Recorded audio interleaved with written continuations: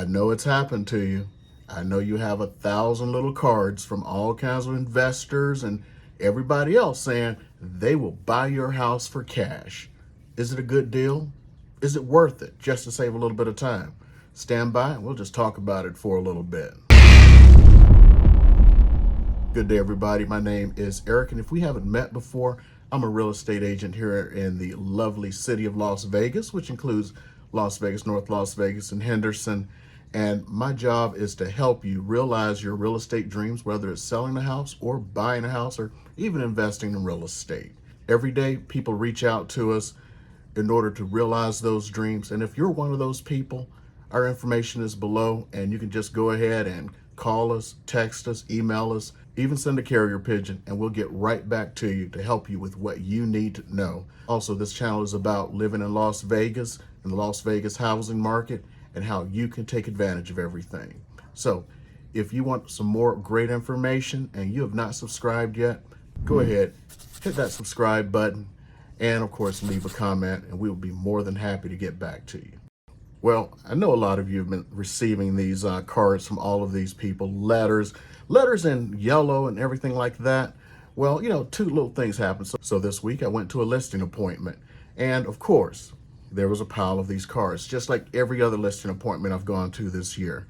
If you've been watching this channel, you know sometimes that I do advocate it is better to possibly take a cash offer because it could be the thing that's right for you. Yet, not all cash offers are the same.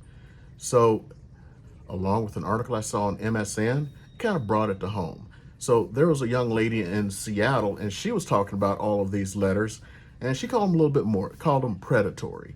So let's go ahead and go through a little bit of her video from TikTok, and we'll just see, and then we'll just discuss it just real quickly. When I inherited my home from my grandfather, literally the day after he passed away, there was letters in the mail asking me to buy my house. So I live in Seattle, Washington. Now, yes, there are letters going to be in the mail about buying a house. Where do they get this information from? There are data brokers that track everything from divorce to you getting pregnant to a death. And they want to jump on it to get ahead of their competition. Thing is, there's so much data out there that everyone has it, and they're all jumping on you, and you're going to get hundreds, if not thousands of letters. Thousands is an exaggeration, but you're going to be getting a lot of outreach by folks. Seattle, Washington. It's absolutely gorgeous. And if you don't think that gentrification is real, let me tell you something. Gentrification is not just about people coming into your... Now, for those who don't know, gentrification, that is basically where folks move in, raise the property values, to a point where the original residents cannot stay there. Now, this is happening in Seattle. If you look at some places like Hilton Head, those areas were originally minority. And as the area gentrified, the taxes and everything else became so high where the families had to sell, sometimes for well below what their properties were worth. Gentrification is not just about people coming into your community and paying prices that drive the price up. It's also about feeling comfortable in your community when you are ever so blessed to come back to it or to stay in it. I cannot tell you how many predatory letters I got to buy my home below market value. See, the thing is, they don't think that as Black people know anything or what our property is worth and what the value. So yes, if they're reaching out to you, more than likely they're going to try to get it below market value because let's just be honest. Economics is about buying low and selling high. And the less price they can give you, the more money they're going to make in the end. Their job is not to make you happy, especially for most of the small investors. Their job is to make the most money possible.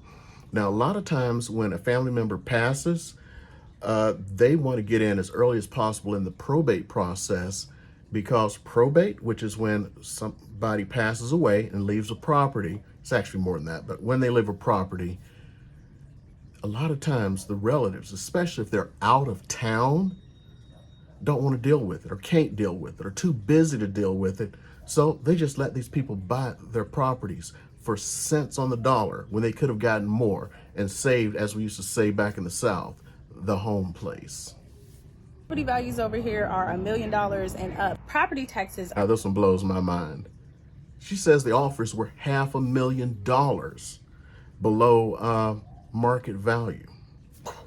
That's definitely shaking your head. As a matter of fact, I did a video linked above there, where I talked about appraisals coming in lower for minorities. So this could be because they know they could have an appraiser in their pockets. Who knows? The issue hasn't been addressed yet.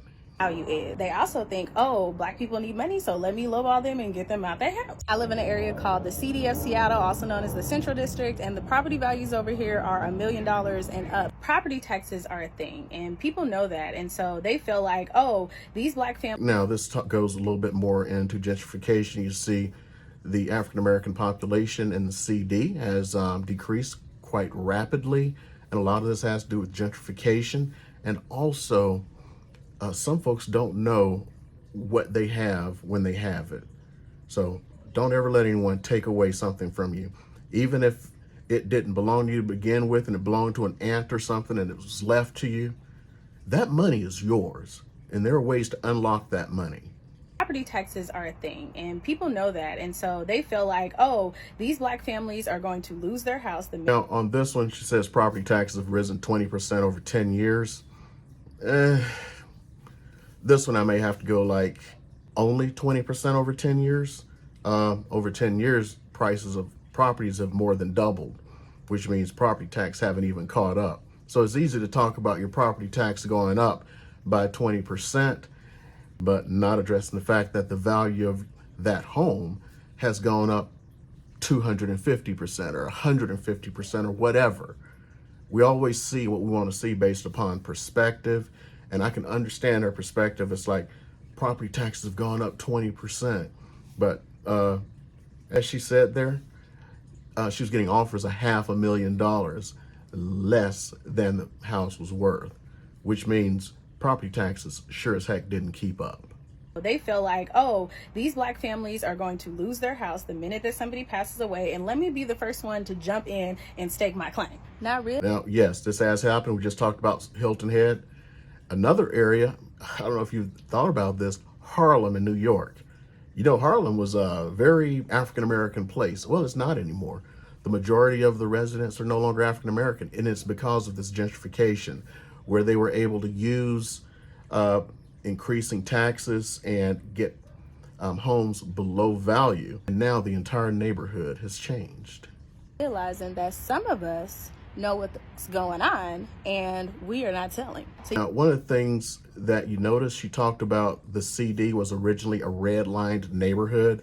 What redlining was actually a practice that the lenders used, and they would draw a red line, literally, around minority neighborhoods and say, we will not lend here. That's what redlining means. You get letters saying that you're behind on your mortgage, don't got one. And so there's all these tactics that they use to try to scare you to feel like you are not able to stay in your land. Okay, so this is one of the things, scare tactics. You saw that? She was getting letters saying that she was behind in her mortgage when there was none, and all of these other things. Remember, this is capitalism. Their job is to make money, and your job is to make money too. Don't ever let anyone take away what belongs to you.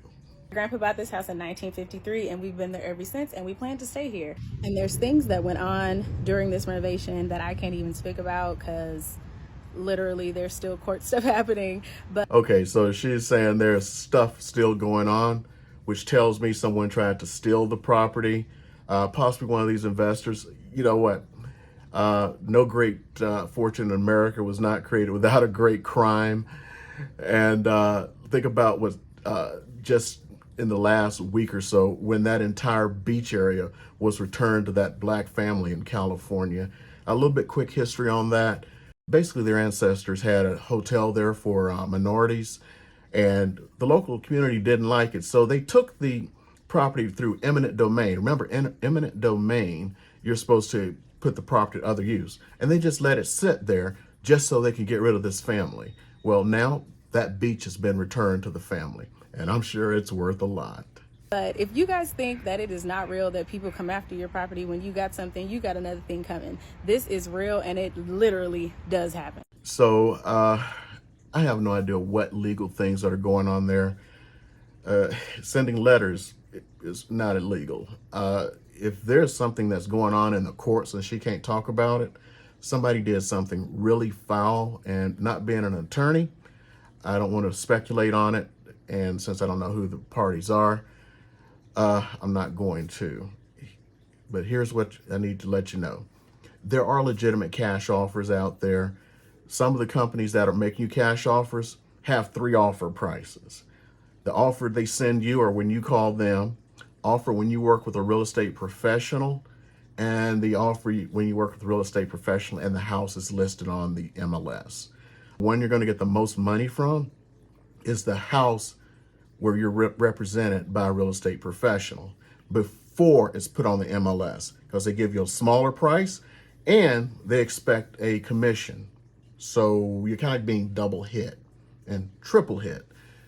So if you're thinking about a cash offer and you're working with a real estate professional, make sure they make those offers prior to putting it on the MLS, so it can be part of the entire listing process, and between getting the photos back and everything before it goes live, get those offers, because it may be the offer you want. It could be somebody who'll close in 10 days or at the specific date that you want, give you hard money for EMD, where if something happens, that money comes in your pocket no matter what. These are the things to think about. Again, if you have not subscribed to this channel, go ahead and hit that subscribe button. And most importantly, if you need any help with a real estate need, whether it's buying a home, selling a home, or investing in real estate, reach out to us. Our information is below. And also, I have some more videos for you to watch, because I have all of the greatest information here in the Las Vegas area.